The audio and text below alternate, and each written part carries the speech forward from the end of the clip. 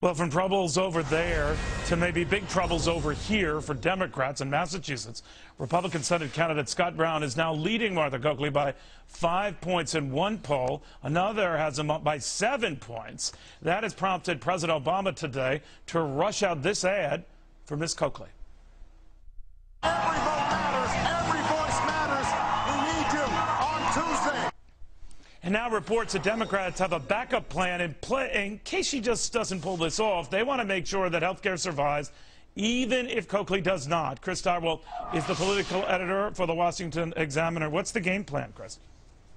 Well, there's a couple of Plan Bs. We might be down to Plan D by now, and that includes passing it with a parliamentary trick in the Senate and a couple of other things. But it sounds like the operant plan, it sounds like what Democrats are really talking about is just taking the health care bill that the Senate passed on Christmas Eve and passing it whole hog through the House.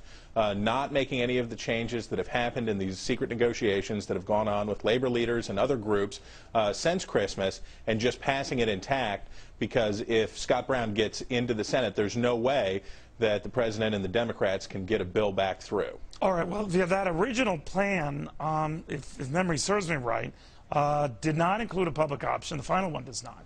And it did not include this 5.8% surtax on the very rich that the House plan does.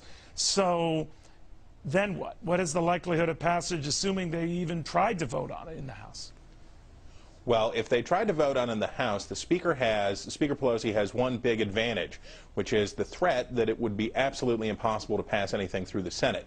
So the argument from Democratic strategists and people who are veterans of moving complicated legislation on the Hill is that she can use this, she and the president can use this as a threat, that if liberals don't vote for this legislation, which, as you rightly point out, lacks a lot of the components that they fought for and argued for years, even though it doesn't include those things, and even though it includes special treatment for states like Nebraska, thanks to Senator Ben Nelson, right, that they're still better off just to pass it and let it go. So is the understanding that those folks in the House who are concerned about this, that they'd be mollified later on by the House adding these provisos, taking some out?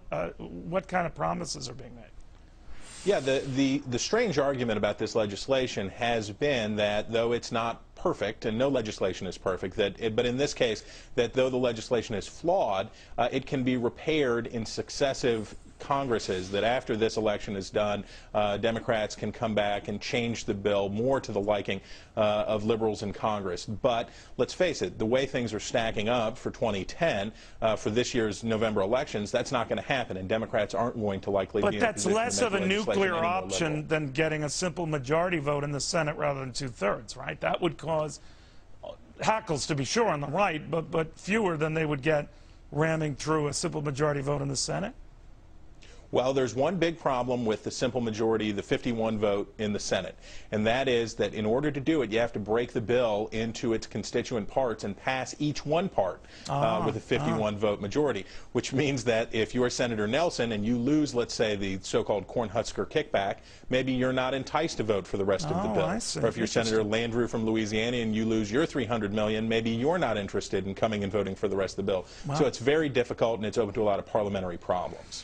Which makes you wicked smart, Chris. Thank you very much for dissecting that for us. This is going to get interesting, my friend. Thank you.